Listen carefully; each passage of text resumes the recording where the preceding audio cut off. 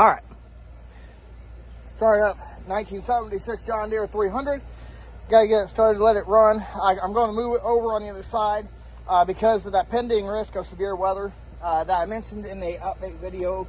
I don't know if I ever uploaded here, but we're going to find out.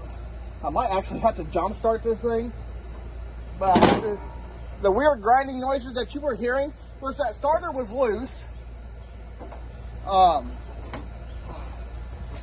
So I had to tighten it because it runs so rough that I got to tighten it up every so often.